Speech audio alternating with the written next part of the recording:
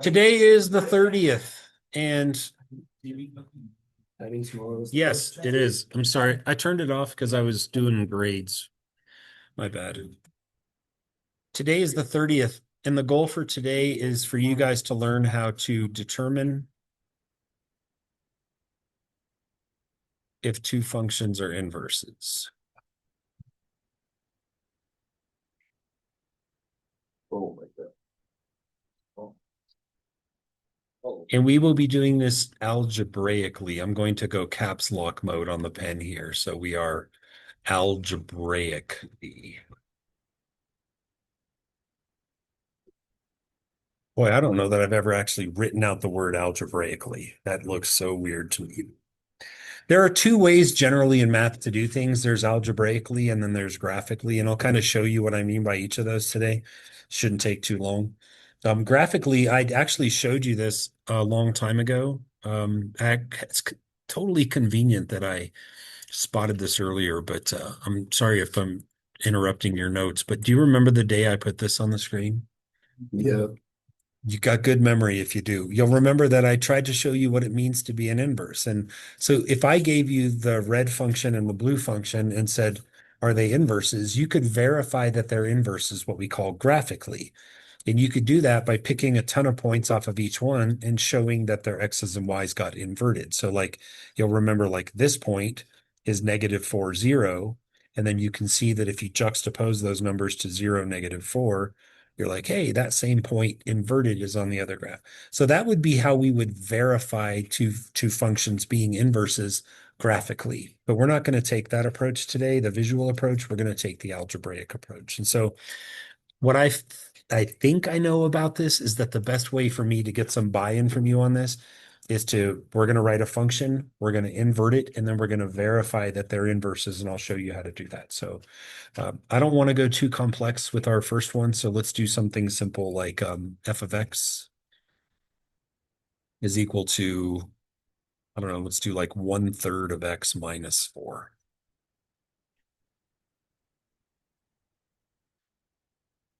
So if I didn't care so much about you, what I would do is just give you a function, give you an inverse and say, let's go. But what I want you to do is kind of be a part of the process. So we've got a function. We're going to find the inverse ourselves. And then we're going to get to the part of the lesson where we actually accomplish what I set out to do today. And that is to say, let's verify that these are inverses or verify that they're not. So let's begin by finding the inverse. So we're going to do the swap, where we have x equals 1/3 of y minus 4. Again, we're keeping it nice and simple here, just a real simple linear function to start out. Next up, add that 4 across. So now we're going to be sitting at 1/3 of y equals x plus 4. And then what's the last step? Don't divide by 3. Multiply. You would multiply by 3, right? Remember, this is just linear stuff. So we're not exponentiating or rooting or any of that stuff, just nice and simple. So times 3 is going to accomplish the objective, and we're going to be left with this. We're going to have a function. I'm going to call it f inverse of x. And it is going to be 3 times x plus 4. And I'm electing to leave it undistributed like that because, as you'll see here in a moment, it actually will make our lives a little bit easier.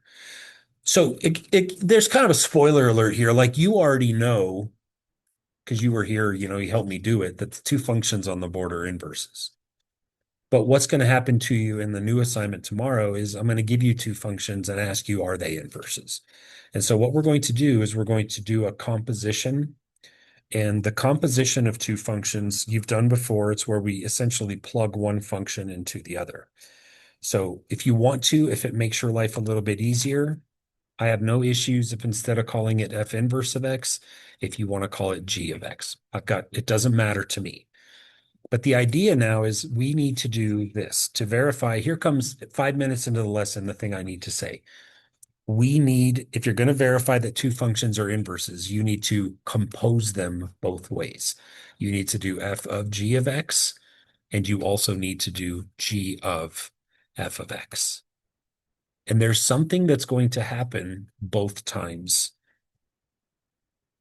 And I'm going to ask you if you want to guess what it is. And you might know this, interestingly enough, based on this.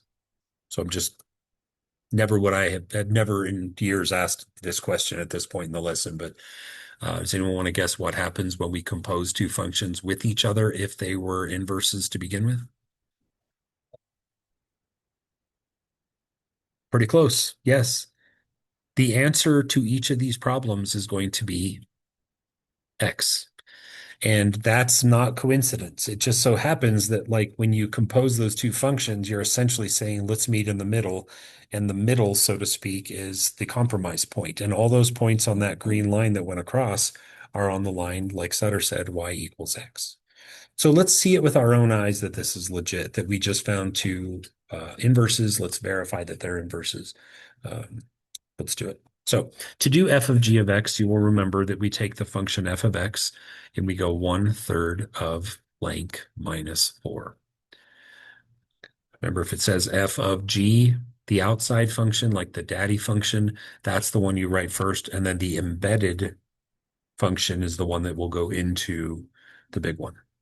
And so what's going to go in that blank right there? X plus 3x. 3 times x plus 4. And you should see pretty immediately why it was beneficial for us to leave the 3 outside undistributed. Because now when I perform this algebra, it's just rinky-dink algebra at this point. When I perform the actual algebra, what happens when I multiply 1/3 by 3?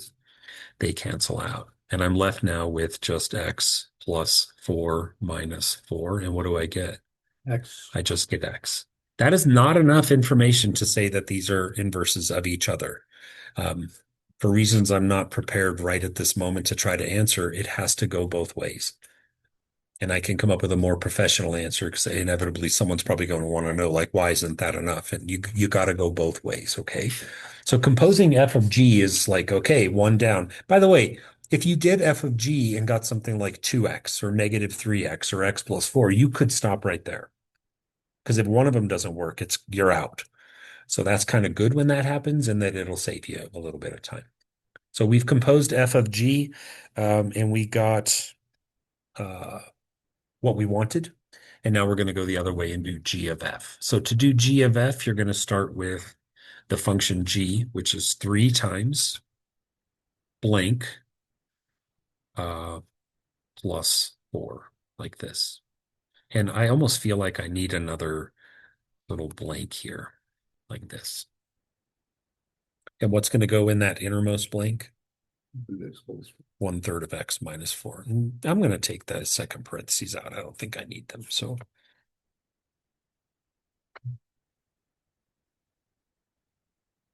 much of upper level math and your success is predicated on your ability to do very low level math. It goes without, I mean, Algebra 1 is so important because all that, the rinky dink mechanics that we learn in that 1 year, 8th grade, 9th grade, those are so just ubiquitous. They're everywhere, right?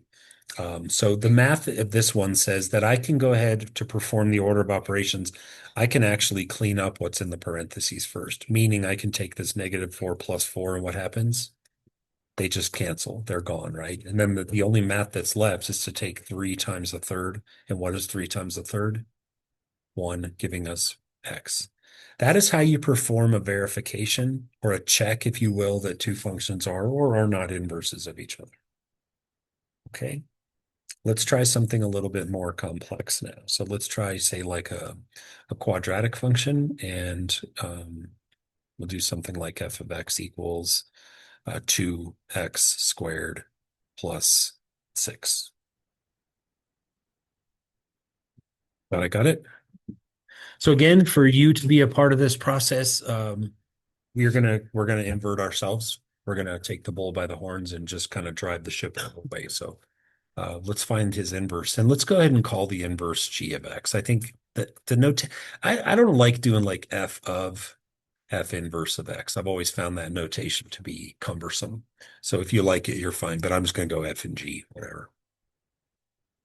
So the question is, are f and g inverses? And before we can even go down this road, we have to know what's g. So let's invert f. So step 1 is to swap. So we're going to do x equals 2y squared plus 6. And then the basic algebra kicks in from here.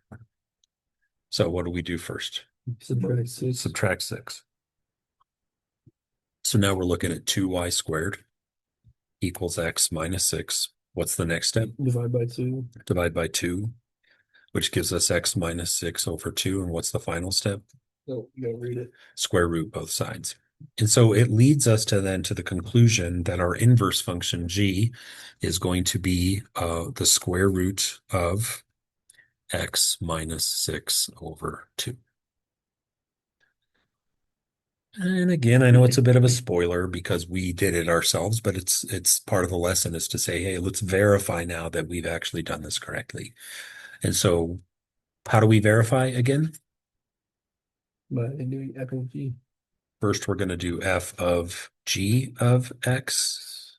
And then on the other side, we're going to do g of f of x. And if we perform this composition both directions, and it comes out to the identity x, that line, that perfect line, y equals x, then we can say we must have done a good job. I would say you could, like, if you were taking a test on finding inverses, you could theoretically grade it. But I would say if you've got a kid who's good enough at math to perform these compositions, they probably got it right in the first place, quite frankly. But still, it is sort of a safety net when finding inverses. So let's get to it. So to do f of g of x, we're going to start with the function f, and we're going to write it as 2 blank squared plus 6. Wherever there's an x, you put a blank. And what's going to go in the blank? Roots. The square root of x minus 6 over 2.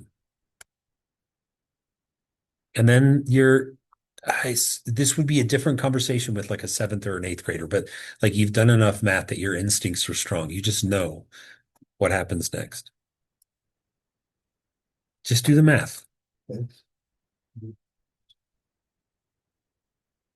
We know it's eventually going to become x, but don't you dare jump ahead. I want to know right now in this math problem in the white egg, what is the operation that we're about to perform? Well, the square root. That's what I wanted to hear. So we all know, and maybe it was so obvious that you weren't answering me because you're like, I get this, but this red square root sign and this red power of 2 are going to offset each other, correct? Yeah. Meaning that what's about to happen is the 2 is going to be left with just multiplying by the now buck naked x minus 6 over 2. And then what happens from here? When you multiply by 2, the 2's cancel each other out, and you're left with x minus 6 plus 6, which equals x. And again, it was kind of a spoiler from the get-go, but it's nice to see that it comes to fruition. Like it actually works.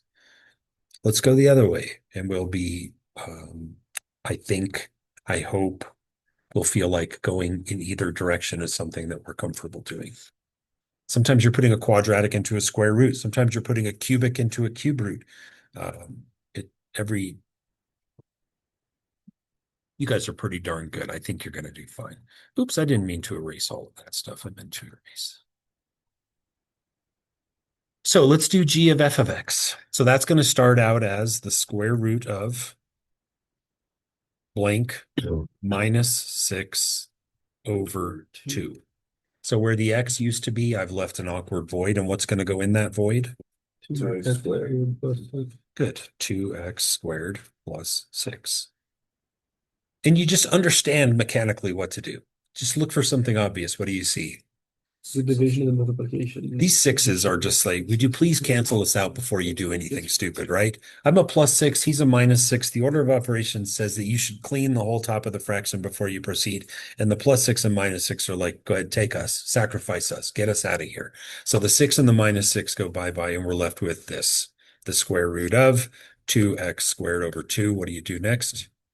Kill those 2's. Times 2 divided by 2 are perfect inverses of each other. And finally, what is the square root of x squared?